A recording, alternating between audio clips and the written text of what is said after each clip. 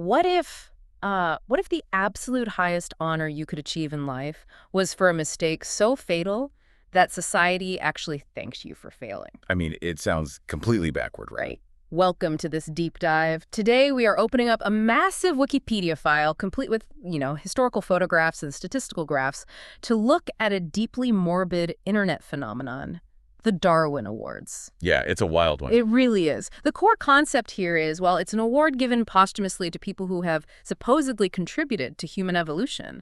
And they do this by selecting themselves out of the gene pool through just astoundingly foolish actions. Right, and when you first hear that premise, it really just sounds like a simple, maybe somewhat cruel internet joke. Oh, totally. But digging into the origins of this site and the immense scientific pushback it eventually triggered, it reveals a deeply complex story. We are going to look at human empathy, how we profoundly misunderstand genetics, and how a simple digital punchline turned into this huge sociological mirror. Okay, let's unpack this. Because to really understand how this became a global media franchise with best-selling books and a movie, we have to go way back before the modern internet. Oh yeah, way back. We are talking August 7th, 1985. Usenet newsgroups. Basically the primordial soup of online culture. Exactly. In these early text-based forums, users started proposing a theoretical award for people making the supreme sacrifice to keep their genes out of our pool. They explicitly noted that to win, style counts. Style counts. And the very first cited example was a guy who tried to break into a vending machine, pulled the entire heavy machine over onto himself, and was crushed to death. Yeah, that was the benchmark. But for years, it wasn't centralized, right? It was just a digital urban legend.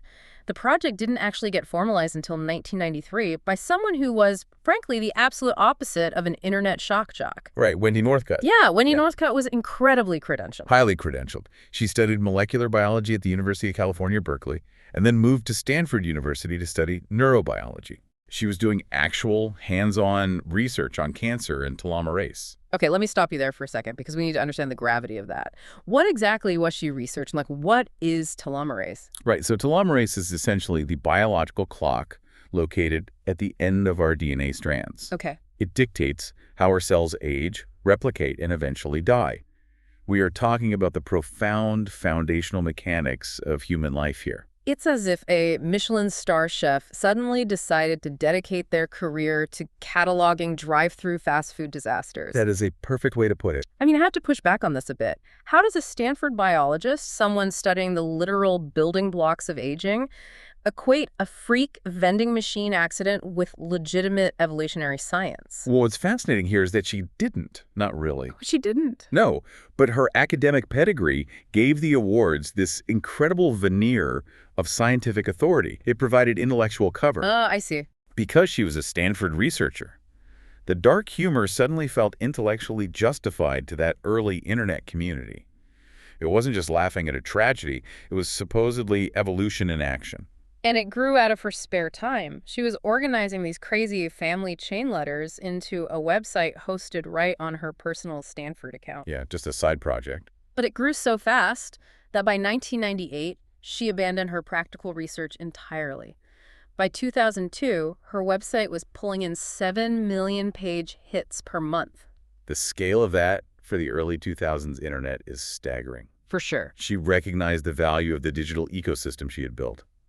When publishers finally approached her for a book deal, they demanded she take the website down. Because why buy the book if the site is free? Exactly. But she absolutely refused. She told them she wouldn't destroy her community. And that gamble paid off. The publisher finally relented, printing a book containing just 10% of the site's material, and it landed on the New York Times bestseller list for 6 solid months. Which is huge. But, you can't just publish a best-selling book mocking human tragedy without inviting massive backlash. If you're going to claim a story is evolution in action, you need some kind of framework. You need defensive guardrails. Right, which forced her to apply a twisted sort of scientific method to internet folklore. Okay, so let's get into the rules of the game. She drew a very strict biological boundary first. The nominee must be dead or rendered sterile. The logic being, you cannot pass on your genes. Exactly. But this immediately spawned wildly intense biological debates in her community about modern medicine. I want you to imagine applying this to today's medical landscape. The internet loves finding loopholes. Oh, totally. People started asking, what about victims who were already too old to reproduce? Or what if someone froze their eggs or sperm before doing something reckless? Are they still in the gene pool? Right. So to solve this, Northcutt instituted the deserted island test. It's a hypothetical filter. The test asks, if this person were stranded on a deserted island with a fertile member of the opposite sex, could they reproduce? That is incredibly specific. Yeah, if they lack the physical ability in a vacuum, without advanced medical intervention, they are considered sterile and eligible for the award. Okay, so that sets the biological threshold. But the next boundary, she said, is where I really struggle. The stupidity rule. Yeah, she required astoundingly stupid judgment. The foolishness has to be unique and sensational. They specifically exclude common foolishness, like smoking in bed. Right, too common. But they included a hospital patient who was given a highly flammable ointment, explicitly told not to smoke, and then immediately lit a cigarette, suffering self-immolation. It's horrific. It is. How do you objectively measure astoundingly stupid without it just being an arbitrary, cruel judgment of a human being in a moment of panic? You've hit on the core ethical tension of the entire project right there. That rule is an attempt to separate the stupid from the tragic. Okay. If the site just listed traffic fatalities or people falling off ladders, it would be unbearably depressing. No one would read it. Exactly. By isolating a highly specific type of sensational hubris, a deliberate flouting of flashing warning signs, the site tries to make the horror palatable to an audience. But that still leaves a huge ethical gray area regarding vulnerable people. You can't just mock anyone who makes a mistake. Which led to her next boundary. The nominee must be capable of sound judgment. Okay, that makes sense on paper. This rule was ostensibly designed to protect vulnerable populations, specifically excluding individuals with mental impairments or disabilities, as well as children under 16. But the enforcement of that rule is entirely subjective. Just look at the controversy from 2012. Oh, the Brazil case. Yeah, Northcutt highlighted a horrific story about a 14-year-old girl in Brazil who died leaning out of a school bus window. Northcutt officially disqualified the girl from winning the award, but she made a point to say the disqualification was only because of public objection regarding the girl's age. Which Northcutt brushed off as magical thinking. Right. Yet, just a year prior, the site targeted a 16-year-old boy in Leeds who died stealing copper wiring. The line between capable and incapable is drawn with a very thick, very arbitrary marker. It really is. It highlights the constant friction between maintaining an edgy humor community and colliding with the harsh reality of real-world grief. For sure. And to further distance the site from pure internet rumor, she instituted a verification rule. The event had to be confirmed true. Fact versus fiction. Because the early internet was a wild west of forwarded chain emails, and they had to sift through it. Oh, definitely. The perfect example of this is the legendary JATO rocket car story. A classic piece of early internet lore. Oh, yeah. The legend claims a man in the Arizona desert strapped a JATO, a jet-assisted takeoff unit used for aircraft, to a Chevrolet Impala. Sounds safe. Right. He supposedly hit 300 miles per hour, became airborne, and crashed into a cliff face. It sounds like the ultimate Darwin Award. Except the Arizona Department of Public Safety eventually investigated and confirmed that the entire thing was completely fabricated.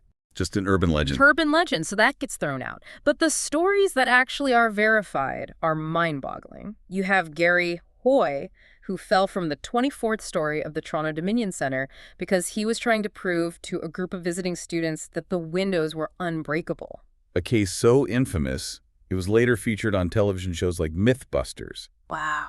The site also retroactively awards historical figures, like Charles Stevens, the first person to die attempting to go over Niagara Falls in a wooden barrel. And even very complex modern cases like John Allen Chau, the American who was killed trying to proselytize to the uncontacted Sentinelese people. Yeah. Plus, there is a final hard rule. The act has to be self-caused. If you take out an innocent bystander, you are disqualified because you might have removed positive genes from the pool. Now, the site doesn't exclusively focus on fatalities either. Oh, right, the honorable mentions. Yeah, they maintain a category for honorable mentions given to individuals who survive their misadventures with their reproductive capacity intact. Okay, let's talk about lawn chair Larry Walters. Oh, Larry. In July 1982, he attached a bunch of helium-filled weather balloons to a patio chair and floated 16,000 feet into the air over Long Beach, California. Just incredible. And he survived. He just got fined by the FAA. But wait, I need to stop you there. By their own logic, if he survives a 16,000-foot untethered balloon flight, doesn't that actually prove he has superior survival genes? Why is it being mocked? That is the exact contradiction critics constantly point to. The site often punishes unconventional risk-taking regardless of the outcome. Interesting. And the human element behind these stories is often much darker than the joke implies. The source notes a tragic addendum to Larry's story. He later fell into a severe depression and died by suicide the same year Northcutt started the website. Oh, man. It is a stark reminder of the actual human beings behind viral content. Absolutely. Another honorable mention went to two men who decided to burgle a home in 2001. Unfortunately for them, it was the home of footballer Duncan Ferguson. A very bad choice. A man notorious for physical aggression who had literally served time in Glasgow's Barlinnie prison for assault. You break into his house, you end up hospitalized for 3 days. That is an honorable mention. Yep. But then there is a case that completely shatters their own rules. A man swallowed a handful of nitroglycerin pills and repeatedly ran headfirst into a wall, trying to detonate the pills to end his own life. Wow. The site states that intentional suicide attempts disqualify an inductee, yet they included him anyway because the method was uniquely bizarre. It really reveals how a platform's hunger for sensational content will eventually override the structural integrity of its own rules. Here's where it gets really interesting. When you zoom out and look at decades of this verified sensational data, a startling demographic pattern emerges. Oh, the data is fascinating. In 2014, the British Medical Journal published a peer-reviewed study analyzing the Darwin Awards. Our source includes a graph from this study measuring winners by sex. And it is a remarkably telling visualization. The graph includes a horizontal line labeled H0, which stands for the null hypothesis. Okay. In this context, the researchers were testing the baseline assumption that males and females are equally likely to engage in this kind of catastrophic foolishness. And the data utterly obliterated that baseline. Oh, completely. The bar for women on the graph is tiny. The bar for men is towering. Between 1995 and 2014, males represented an astonishing 88.7% of all Darwin Award winners. Almost 90%. So why? What is the mechanism driving that massive disparity? The BMJ study actually explores this through what they playfully call the male idiot theory. The male idiot theory. Yeah. From an evolutionary standpoint, historical pressures often rewarded extreme male risk-taking for mate selection and territory defense. Sure, that makes sense. But the problem is, those ancient brain wirings misfire catastrophically in the modern world. Staring down a predator might win you a meet in prehistoric times, but trying to ride a shopping cart strapped to a motorcycle just gets you a Darwin Award. Seeing that behavior quantified in a medical journal really shifts the perspective. It forces you to confront the human cost. It really does. Think about the sheer disconnect of logging onto a website for a quick laugh during your lunch break, while somewhere else in the world, a grieving community is begging the creator to take their loved one's story down. And that happened constantly. The source quotes one heartbreaking plea Northcutt received. "This is horrible. It has shocked our community to the core. You should remove this." Her response was a flat refusal. She said, "I can't, it's just too stupid." Yeah. She defended her empire by framing the stories as a funny but true safety guide, arguing that children who read her books are going to be much more careful around explosives. But the academic and scientific communities were not buying that defense at all. Not at all. The scientific pushback is where the foundation of the Darwin Awards completely fractures. Let's look at biology professor Stanley A. Rice, writing in his Encyclopedia of Evolution. Okay. He acknowledges the entertainment value, but explicitly states it is highly unlikely these stories represent evolution in action.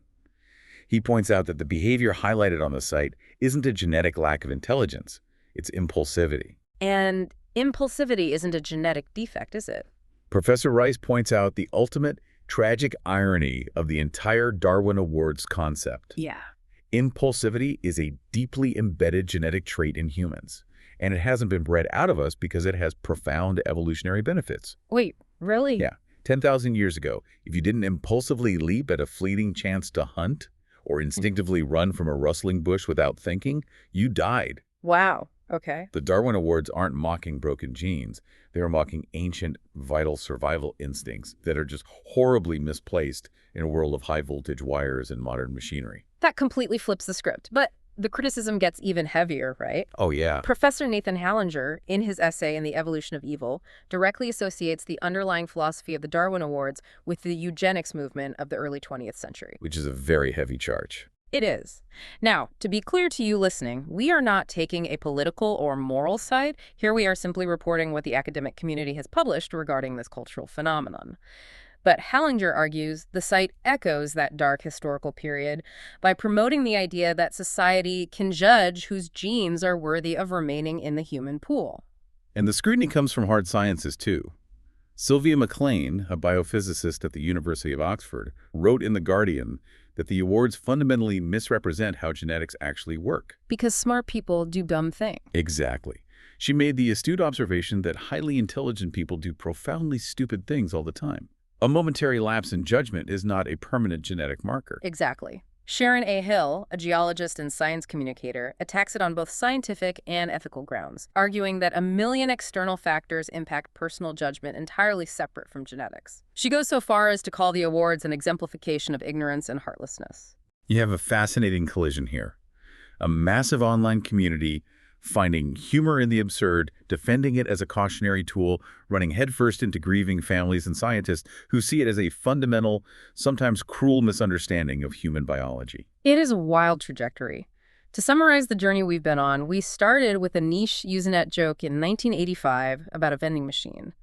We watched it get formalized by a Stanford molecular biologist, explode into a digital empire with millions of hits, and then face intense ethical and scientific cross-examination. Because it acts as a mirror. It really does. The stories are explicitly designed to give you a little jolt of superiority, the feeling of, well, at least I would never do something that foolish. Yeah.